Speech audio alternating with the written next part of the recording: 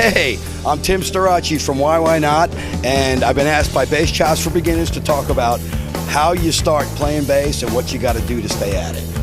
And we're going to do that right now.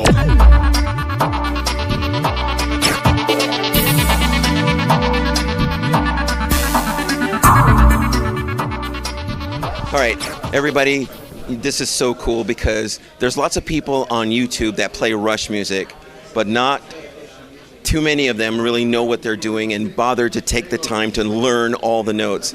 There's one guy that I found out there that took the time to learn all these notes, and that's Tim Starace. Tim, thank you so much. Nice to meet you. Thank you so much. I'm going to give him the microphone because all these interviews, they always pull the microphone away from him while he's talking. So Tim, the question that I wanted to ask you is, you got bitten by the bug of playing bass at 9 years old, yes. Okay?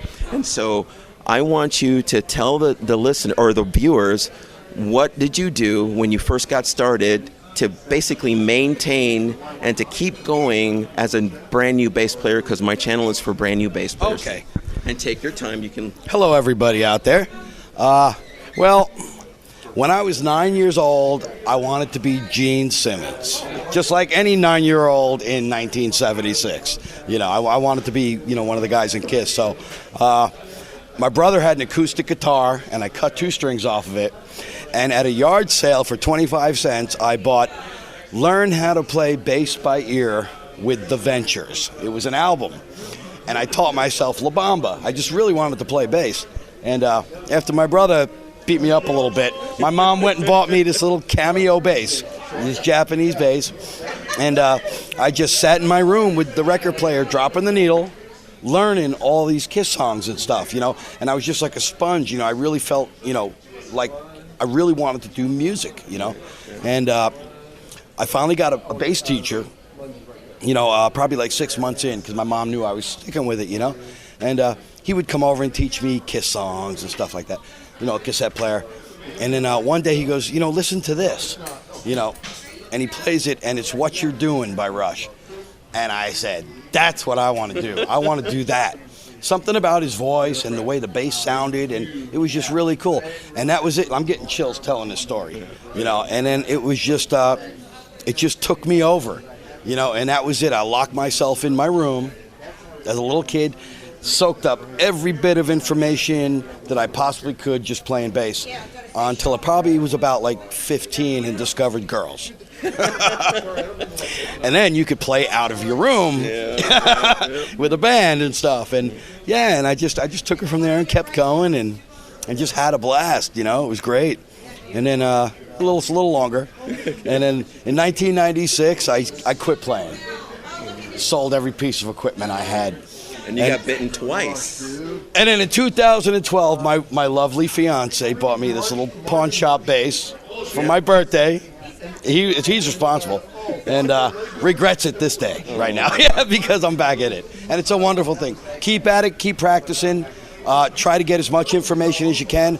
I wish I would have learned music theory and and how to apply stuff and all that, because you can't not know too much, I have one more question for you. Sure.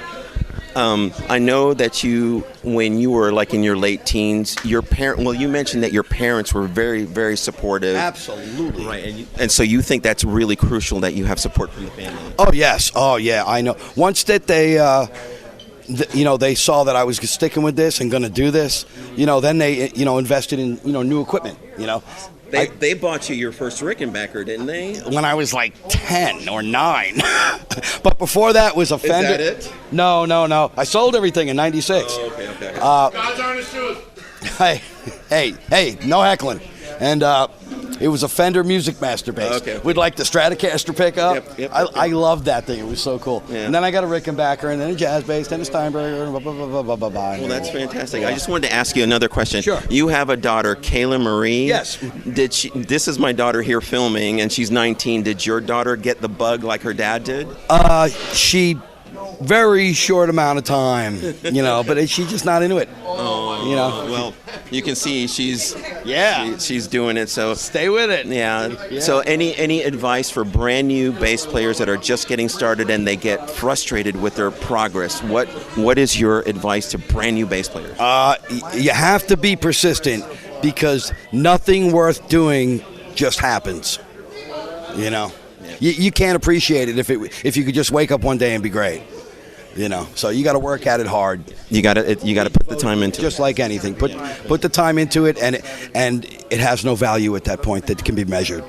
That is fantastic. Well, ladies and gentlemen, you see it here. It's Tim Starace. He's somebody. Why not? Some CD out. That's right. I found him just doing a YouTube search of people that play Rickenbacker, Rush music. I found him, and I'm like, oh my gosh, there's somebody out there that can actually play this stuff. Oh, wow. So Tim, you're an inspiration to me. Well, thank you. I watch your videos, and I'm like, that's how they play that song. So anyway, so this is so cool, and just keep going, don't stop. Any last words? Yeah, it's YYNOTband.com for our show dates. We play all over the country. We have a CD out of some really good progressive rock, and we have a new one coming out in August. And we're just overwhelmed by the love we get from the fans that come out and see us, you know? Fantastic. Thank you so much, Tim. Thank you. Love you, brother. You're awesome. So, yeah, awesome.